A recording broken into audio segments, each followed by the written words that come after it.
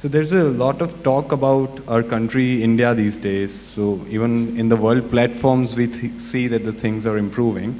But going to the past of India, if we see the history of world civilizations, we see that India particularly stands out very clearly when it comes to developing ways of this self-experiential ways of realizing this inner truth about ourselves or knowing the body and the higher truths through self-experiential ways. So what do you think was it that we were able to do properly, that we were able to discover these things?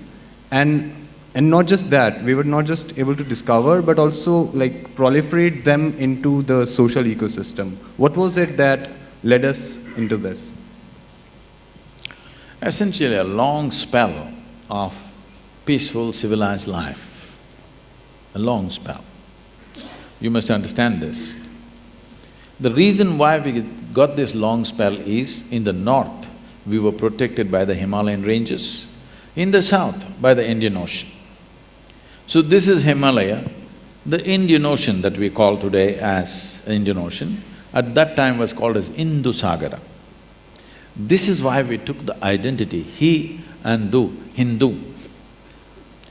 Hindu is not a religion, not a belief system, not a God-oriented thing, it is a geographical identity. Unfortunately, it's turned into many things today, that's a different thing.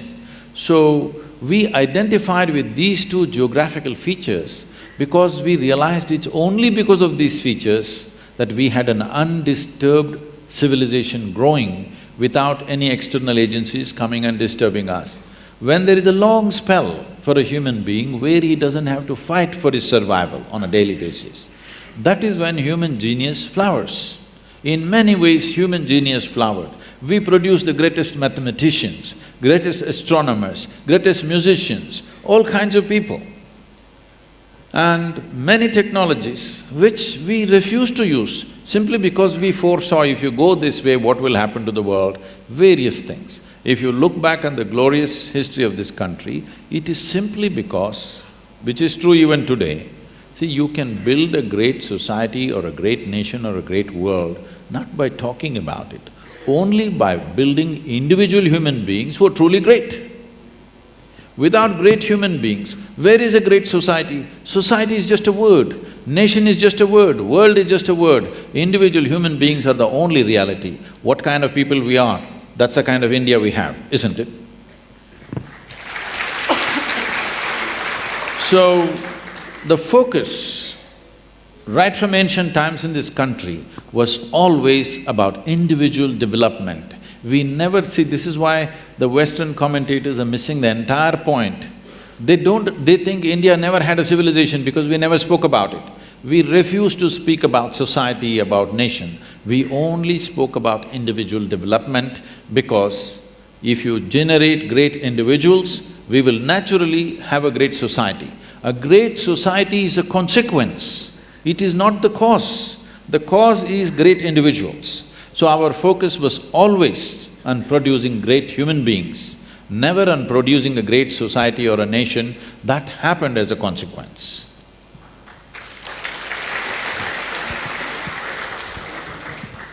Do you think that from ancient times till now, do you think that things in India have changed? So if they have, what brought us to the change we are in? And how do you see this development process of great individuals, how do you see that being manifested in the modern times? And if I may add, how can these ideas, it's something that I'm assuming that they're not so prevalent in today's systems. I'm sorry, not? I'm assuming that these ideas of individual development, focus on an individual, are not so prevalent in today's system, be it No, education. we've gotten into mass production. Yes. Yes, of everything. yes. So how can we actually bring them back, and how should India then, if I ask a larger question, how should India's model of development be? Is it just aping the West, or can we bring back those elements of individual development? See, for anything to happen, you need a certain ecosystem, certain economic, a certain economic depth for people to able to do it. You must understand this. The generation that we were growing up, our parents were just crazy. that you must somehow get one degree and get into a government job. Your parents are not doing that. They are thinking little more easy. They are trying to explore things. They want you to do a startup, they want you to do a business, they want you to get into sport. This was never there. They were just saying, get a job somehow, otherwise you'll be on the street. This was the level of economics of the time. Today there is a little more economic space where parents are looking at their children little differently. Still we are little compressed in the heads, but little more ease than what it was 40, 50 years ago. Ask all your professors, they were just push, get a job first thing. Today, parents are not looking like that, they're looking at what can you create, what can our children create, what can they live, how about their happiness. Nobody ever thought about our happiness. Okay? So, it needs a certain economic depth for any society to experiment, to have little more freedom to do things. Otherwise, putting them through the extruder and getting them out in some form in which they're useful, this is what the society will do. This is a natural consequence of 15, 20 generations of extreme poverty. This mental structure and this economic structure is a consequence of 15 to 20 generations of extreme poverty. Very bad poverty means India has suffered poverty like nobody else. People may show, pictures of Africa and stuff, you must know this. In Africa, there have been famines, there have been wars, unnecessary wars and tribal wars which have caused this in small scale. In India, the level of malnourishment and poverty that's happened in the last 2 centuries is most painful. No other nation on the planet has suffered as much as this country. No other country has lost as many people as we have lost in the last century just for hunger and lack of nourishment. Even today it is true, though we are much better today, even today unfortunately it is true that we have the highest number of malnourished people in the country. More than 60% of the rural population, even today, they have not grown, their skeletal system has not grown to full size.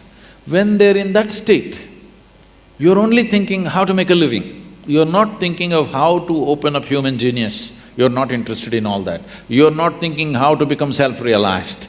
You're only thinking how to make a living. So this has happened to us because we've been an occupied nation for too long. We've been ripped off in every other way. There's no point blaming somebody, we didn't take care of it at that time, it went out of our hands. But 250, 300 years ago, everybody wanted to come to India. Why? Because it was the richest country on the planet. We occupied a 33% space in the economic space of the planet at one time. Today probably we are at 2 or 3%. So, because of this extreme poverty, we have a certain mindset. But I think in a generation or in next 15, 20 years, a whole lot of people will come out of this. Because there's little more ease, little more space to play with, little more space to push it. So as a part of this, we are creating this space in many ways. We have 3 types of education, in Isha. We have what's called as IshaVidya, which is in rural India, which includes our own schools, which are mainly focused towards teaching English language, computer sciences, regular academic education at a certain level, bring discipline and well-being, health and well-being, nourishment, which is most important in the villages, and get them out of the village, because to get out of that economic and social pit in which they are, education is just a passport for them. That's one level of education. Another level of education, we have what's called as Isha Homeschool. This is for the little more affluent people, this happens inside the yoga center itself. We have a huge tract of land and various facilities. These schools are run in a certain way. 20 children live with 2 dedicated house parents, and everything, the school itself is inside the house. That's why it's called a home school. Only for playground, laboratory and libraries, they go out. Everything is inside the house. This turns out expensive, an expensive way of delivering education, but this is done by dedicated people. As a rule, we never take any trained teachers. We have doctors, engineers, accountants, all kinds of people, but no trained teachers, because we want education to happen as an inspiration, not as putting, shoving down information down somebody's throat. As an inspiration, children should get that spark of wanting to know something. There is a whole range of activity of theatre, art, music, sport, all kinds of things. Many of our… 2, 3 of our boys are now in professional football in Germany. So, like this, they're going into various things. This school gives an enormous range of things. And I made this now, 11th, 12th, I made it 3 years. Not 2 years, 3 years. I said 1 year extra because by the time they get to 11th, a whole lot of parents will get marks mad. We have invested so much time in music, theatre and many things. Now 11th standard comes and everything is dropped and they just start doing only trying to get marks. So I said 3 years, if you want you stay, otherwise no. The surprising thing is nobody wants to withdraw their children. This wouldn't have happened 25 years ago. Everybody would have withdrawn their children. Now nobody wants to withdraw, not even one child wants to be withdrawn. Everybody wants to go through 3 years for 2 years. Just as an experiment, I announced this. Everybody is taking to it. The idea is, see, Indians, wherever I go, what I see is they are in the best jobs, they're earning well, they're highly qualified, but they can't sing, they can't dance, they can't paint, they can't do any damn thing except going to work. Really, this is an unfortunate thing, there's no life. So, so I thought we must invest enough in the children. Before they get into professional colleges, we have to invest enough in their art, music, sport, variety of interest. They must explore many things. There's another school which we call as IshaSamskriti. Here, if any child enters, compulsorily they must stay with us as a commitment for 12 years. Only with that commitment we take the children. Here there's no academics, they learn only yoga. Kalaripayattu, which is the mother of all martial arts. Have you seen Kalaripayattu, Kerala? Yes. Kalaripayattu, classical dance, classical music, Sanskrit language and English language. This is all they learn. You must see these children, you won't believe. They are a different set of human beings altogether. Here the focus is just this, developing human body and human brain to its fullest without a purpose. I am doing this because this is how I grew up.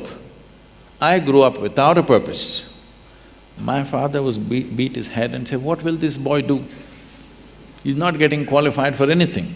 So I would say if I'm not qualified for anything, I can do just about everything.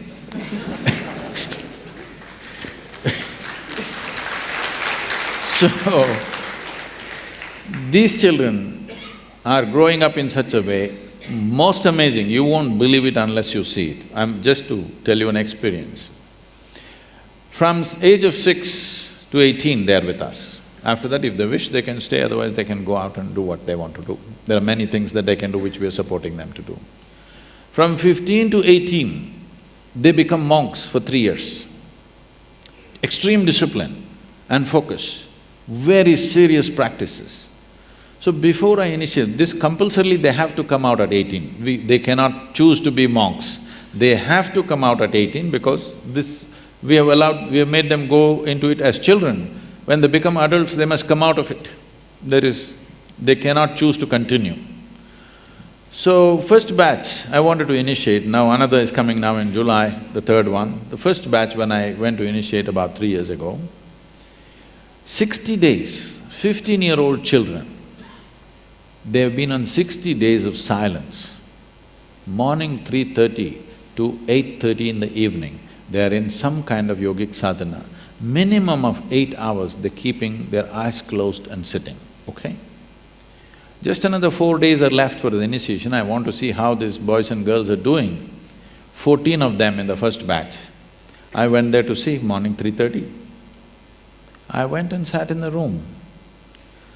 These 8 boys and 6 girls were sitting there. I'll never forget this in my life. They were just sitting there like that. Believe me, they were literally glowing. I sat there and wept because I've never seen children like this in my life. I was not like this when I was 15, for sure. They are beyond anything that you can think of, simply because they are focused in developing the human mechanism to its fullest, not about how to earn my living. This is not the question. When an earthworm with 1/1,000,000th of your brain can earn a living. With such a big brain, earning a living, is it such a big problem? It is it's the grossest way to approach life is, how will I earn my living? Everybody can earn their living. The only problem comes in your life when you want to live like somebody else, that's a problem. But earning a living is not a problem. If you just make what is considered survival minimal, don't go on exaggerating it, then you will see you have a whole lot of time and opportunity to create what you want in your life. But people keep on raising the bar of survival so much that they will not get to do anything in their life except surviving. In the end, they don't know why they survived.